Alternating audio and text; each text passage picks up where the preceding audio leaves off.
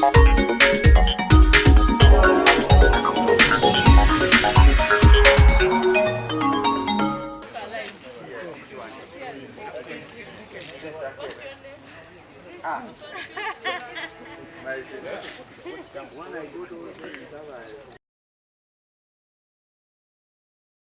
twagala abantu 5-8 kanungu twagala abantu 47 so toto tugenda kujja wano ku recruitment center ya wano abantu 105 105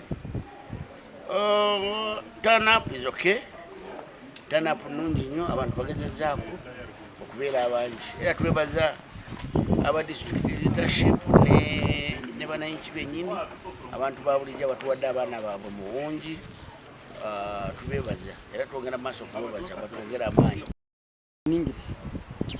For those who have gone through successfully to join UPDF, they need to understand that the UPDF fraternity deals with discipline.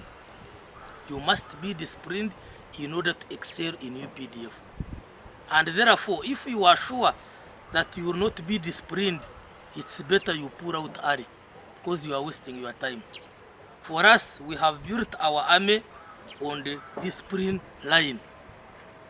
Then for those who have not gone through, your chance will come. So don't be stressed, don't be hopeless.